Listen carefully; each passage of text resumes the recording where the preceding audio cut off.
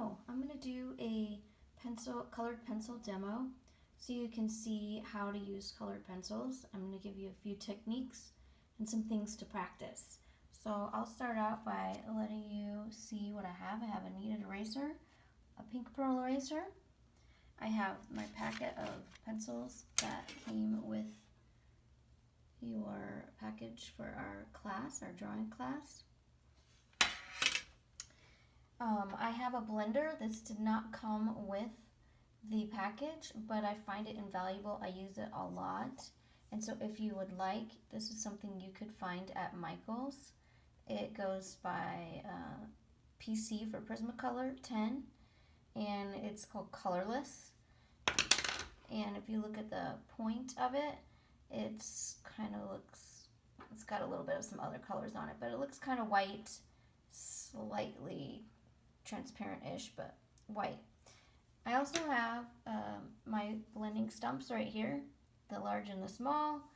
I have my sandpaper so that I can roughen up the edge and basically get the color off of the tip from my charcoal or whatever I was using previously. And I also have some Q-tips. I have some brushes that came with our packet, and I have some rubbing alcohol as well. And then I have my sketchbook. All right, so I started out by creating these quarters in my paper so that I would do something in the upper left, something different the upper right, lower left, and lower right. The upper left, so this goes along with your assignment. So the upper left, I'm going to show you how to mix your own secondary colors with the Prismacolors. So if I were to take our red and yellow to create my own orange, it would look something like this. So I have an orange in my set, all right? But there's a difference. When I make this orange, right, and I color that in, I'll show you the difference of what happens when you make your own orange. So I'll start out with this yellow. I'm going to create a bar across about that big. And then I'm going to use my red. I'm going to go over that. And it's a little dark, so what I'd like to do is go over with my yellow again. And you can see that you get a more lively orange. So this orange is a little bit darker than the other, but it's also something different. So you have this density of these layers creating a new and different orange, right? So I'm going to mix another secondary color. I'm going to do blue and yellow. So I've got this blue, which is a darker blue. And I have this blue also. I'm going to use this blue. This is the True Blue. It's close to CMYK, the cyan. And I'm going to use that with the yellow. This will create a more strong saturated green. Again, I have my own green over here.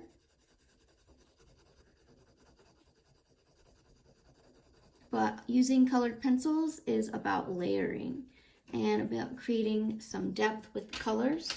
So making your own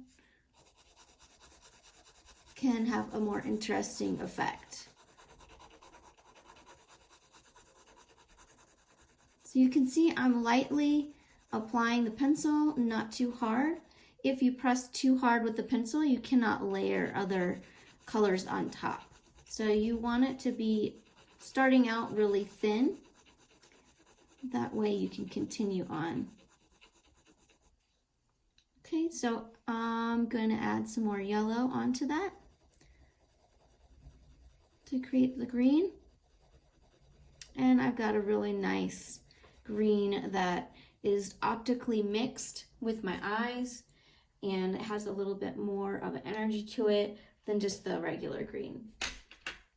I also have a viewfinder that I created with a little hole in it that's about a 1/4 inch hole, And this is good sometimes so that if you can separate the other colors around it and see better.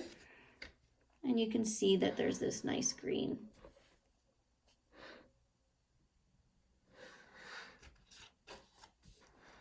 All right, I'm going to now mix another secondary color.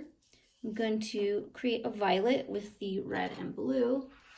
This time, I'm going to use this blue right here because if I look at the different blues, this one right here is closer to a yellow. It's a warmer blue. This one is closer to a red. And this one appears to be cooler. Right here, this is the violet blue. So it's already, as you can see, closer to the violet.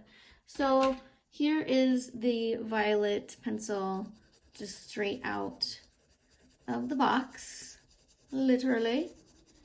And then I'm gonna take, let's see here, I'm going to use this red to make that violet. This one is called Crimson Red. This is if I want a brighter secondary color, I would do this. But if I wanted it to be less saturated, I might use that cyan blue. So as you can see, when you mix these two to make a violet, it's a really dark violet, right? So it's good to have these kind of, I would say, color palettes off to the side. So this is almost a black. This could be a really nice shadow area if you use these two. Let's try and see what happens if I were to use this blue instead. So this blue is further away from the color violet and closer to, I'd say, a green. So this might be a lighter violet, but more of a neutralized violet. See, it's not a very strong violet either.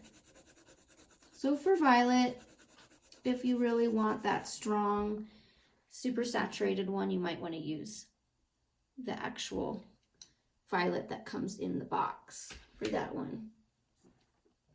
All right, so these are some ways in which that you can play around with color and layer them for your project.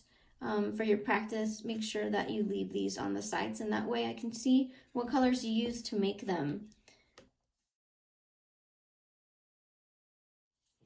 All right, now I have my trusty color mixing tool here.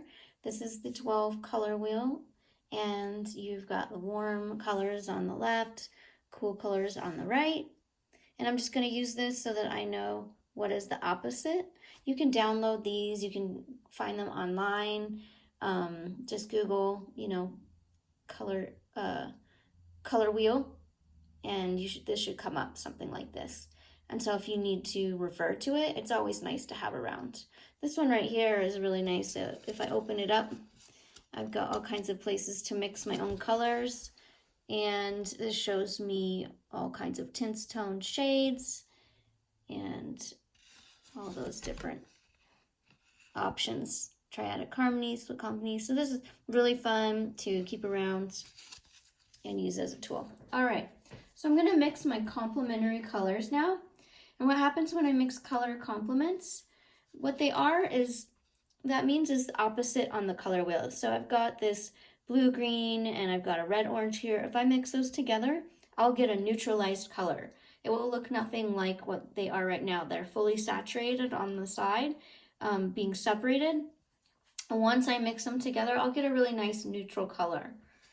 All right, so I'll start out with yellow and violet. Again, I'm not pressing very hard. You don't want to press hard until you're almost finished with your drawing. When you do that, it's called burnishing. Burnishing is a way to kind of get a nice dense amount of pigment on the paper. It ends up being shiny, and you cannot layer anything over it. So that's like your last layer once you start burnishing. So because color pencil uses so many layers, you want to continue to be really light about it. And I'm kind of using the side of my pencil a little bit. I'm not just using the point like this straight into the paper. That would dig into the paper, and if I wanted to color on top of that, what would end up happening is the pigment would miss that line and go right over it and create a white line. And I don't really want that. So that you can use that to a special effect, but for our case, we don't want that. And so you can see I have a really nice kind of grayish brown in the center there. Let me get my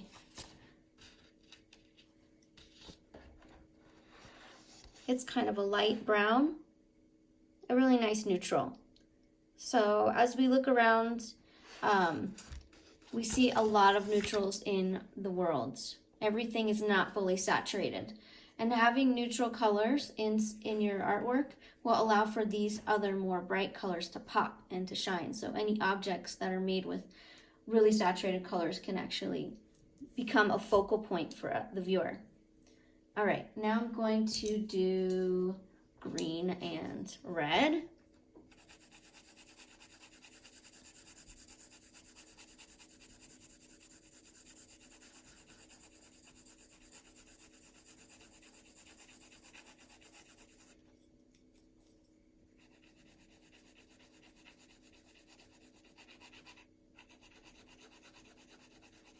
Green and red are similar in value, both kind of like a little bit darker than a middle gray.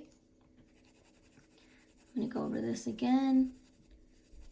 And I have a really beautiful dark neutralized color. Again, this would also be good in a shadow.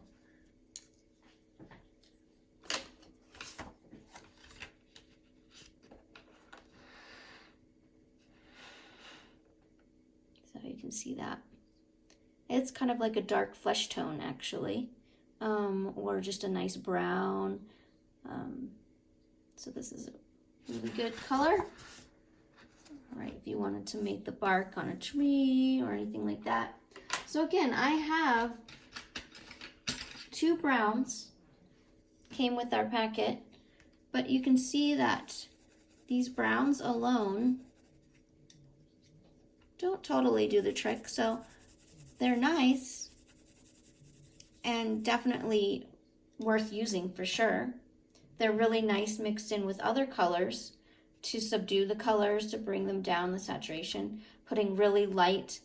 So the pressure that I use, right, if I just ever so lightly touch, you can see I get a very light brown, right? So this would be nice to layer on top of other things to create a neutralizing effect on these colors as well. And you can get the same, also similar effects by mixing the opposites. So if you have, let's say, a red apple and you want to create a shadow, you can add a little bit of green in there. Or violet or blue works too, depending on if that shadow feels cool, if it feels warm. All right, now my favorite 2 combos, I really love orange and blue. And I'm going to mix a really nice, so orange and blue together make a lovely, lovely organic black that I really love. So let's see here. Putting those together.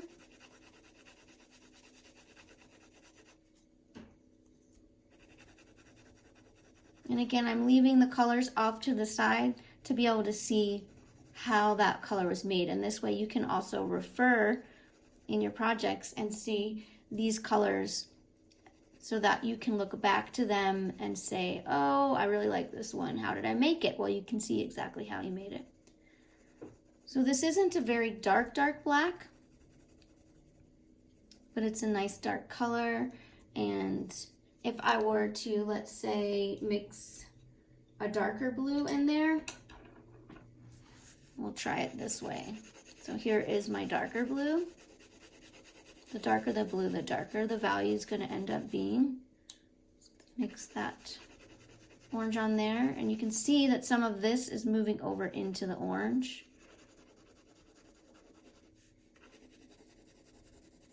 Ah, very nice.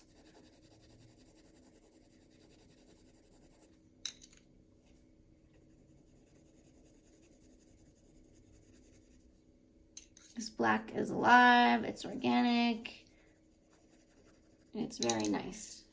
So let's look at what a regular black looks like. You see? Jet black, ivory black. It doesn't have the same kind of life force as this black, but you know, sometimes this is what we need. We need that just jet black, depending on what you are making.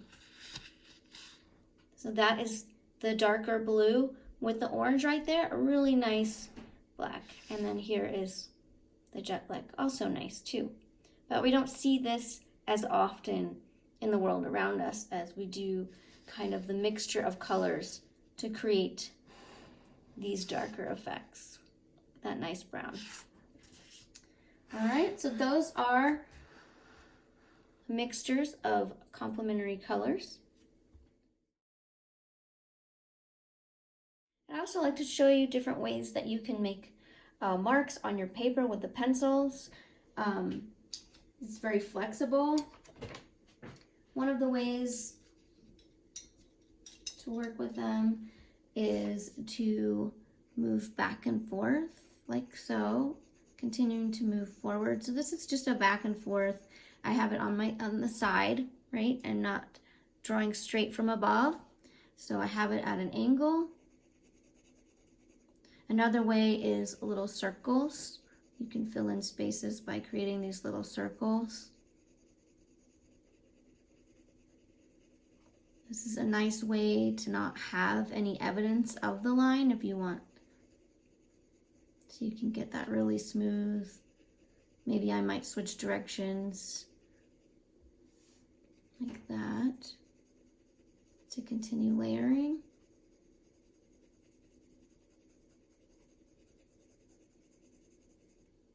So if you want to see, burnishing is very different.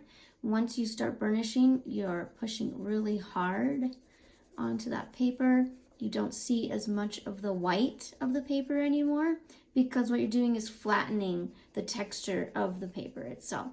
And so this creates a really rich, deep hue. A lot of times you don't need to burnish your drawing at all. And sometimes this is what you need to do. So you have to kind of play it by ear and see what your needs are. This becomes very shiny. I'm having a hard time catching the light right here, but all right. Another method that you can use for making marks is, let's use a different color just to mix it up a bit. So another one that you could do is just kind of random, right? Give it a little character, a little energy.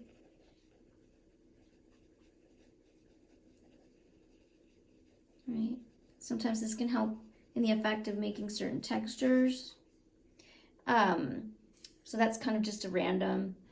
A lot of times cross-hatching is very helpful.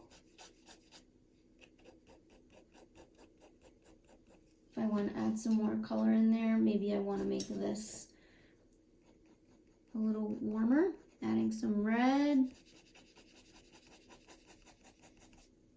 So cross-hatching can be very technical. It can be very loose as well. And this will add nice optical color mixing. We got a really nice darker value there. If I press a little bit harder, right?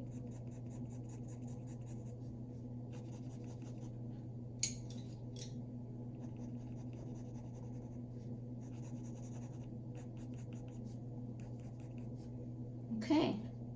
And another one that you can do, which you guys have tried before, is stippling. So stippling is just making little dots.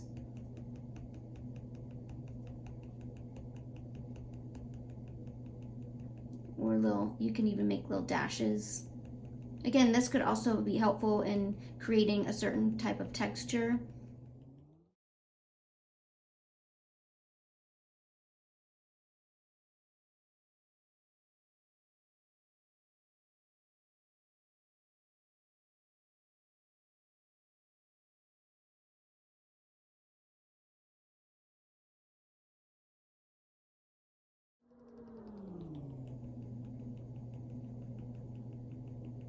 Okay, so those are some different kinds of mark makings that you can use in your own drawings, and just kind of mixing it up and seeing what feels right for you. All right, another favorite technique of mine is blending. You'll find that you'll use blending and doing that a lot in your drawings in order to go from one value to another, light to dark, even from changing one color into the other, you will blend them together. So, for example, in a shadow, right? As the shadow comes into the light of the object, the object is being hit by more light, right? It will start turning, the colors will start changing. And so you'll need to be able to blend. So one of the methods to blend is just working really lightly with the pencil. So I'm just very lightly holding that on there. And then as you move, you start to apply a little more pressure.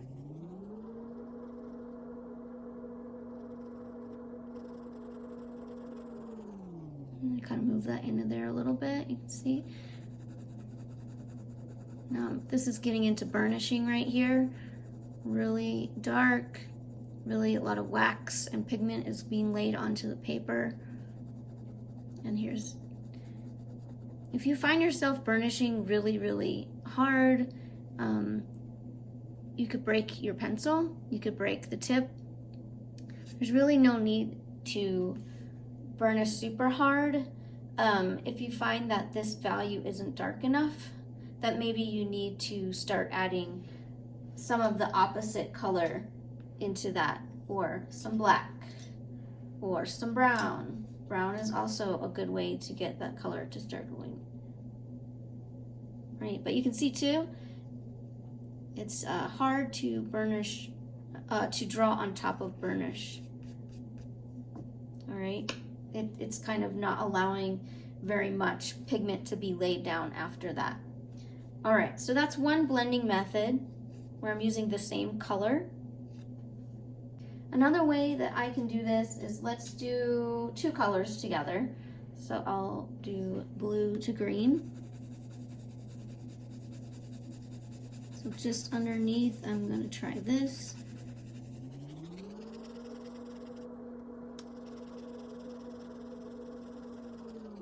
And I've already, in some of the other ones, shown you how you just kind of, you can kind of blend the colors, but they're kind of abrupt right here. You can see this stop. So if we want to blend in a softer way, right, I'm just kind of fading that into that blue, fading the green. I can also use my paper stump as a blending tool. So I've used the sander, and I've gotten whatever media I was using before this kind of off of that.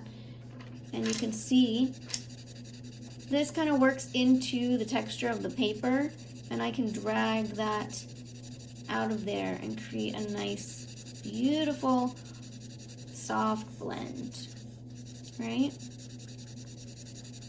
So that's with the paper stump, right? And I'm just gonna write that down there so I can see that in the future.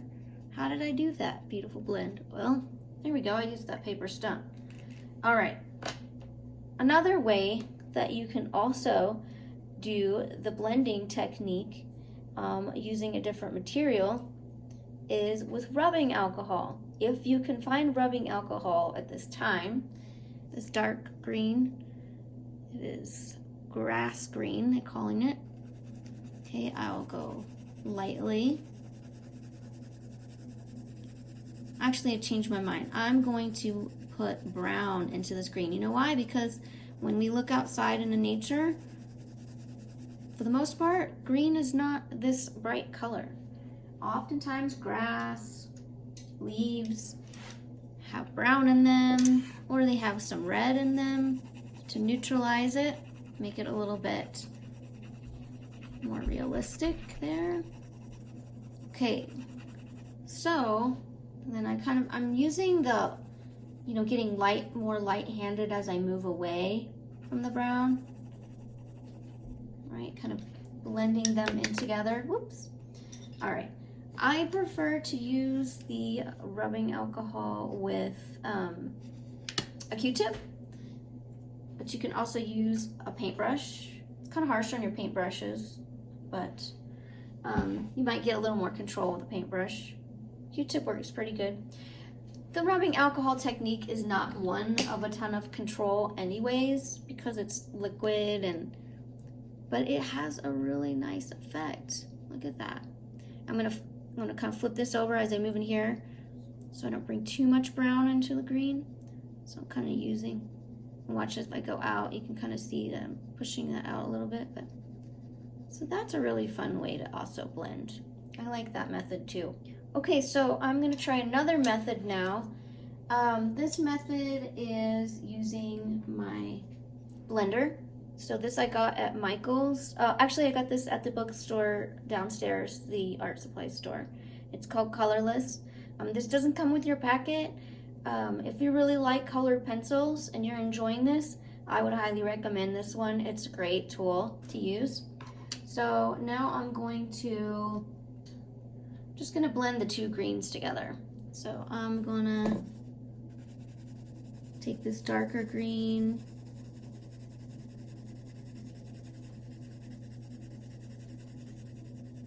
you know what, actually I'm gonna take this blue on this side, putting that into the green and then getting lighter and lighter as I move away. If I want the value to get darker, and then I will take this lighter green and I'm gonna move this into that area like so. Okay, now I'm gonna take my blender tool and I'm gonna start blending. Okay, so I'm doing, you can see how that changes. It makes it a little bit softer. You don't see the pigment as the paper coming through as much. But I can pull some of this out into here a little bit, just a little bit. It kind of creates a little bit more smoother. And see how I can bring that out. That's kind of cool too. So I can blend into the white of the paper, bringing some of that color out. I'm making the soft edge. All right, that's what's happening. So that's another way you can make, and that's a really nice effect. All right, so lastly, I'm going to show you how to use your white pencil, your white Prismacolor. This is the Prismacolor, not the charcoal pencil. This one has a wax in it, and the charcoal pencil does not, and it will not stick to Prismacolor. So I'm going to start out with this darker blue violet here. I'm going to go into red. You know, kind of lightening as I fade out. So I'm also using pressure on these ones as well. And then I'm going to fade that into orange. Okay, so let's see here. You can see that whole kind of spectrum right there. From the blue violet to the dark red and into the orange. And I can use this white as a blender. Now, I'm gonna stop right about in the middle here so you can see the difference. You can see it's adding a white sheen on top. So it's kind of like this, making this light blue. I can also fade that out just barely. It's not very much. I'm gonna kind of wipe off the old pencil as I start to go towards the red. So it creates a milky color on top. So if you want it to be really dark or saturated, the white isn't always the best blender, but it works in lots of situations. So sometimes if you want to lighten the color, it's great to do this on top of it, right? So using this for a special effect, just know that when you use that white on top, it is going to create, so now that red is kind of a pinkish color and not this, you can see how different that is. So there's using very light pressure with the red, creating darker by using a little bit harder pressure, and then using the white on top. So you can see how different these two pinks are. This is pink because it's using the white of the paper behind it, underneath it. And this is using the white on the very top. So you have two different very kind of pinks.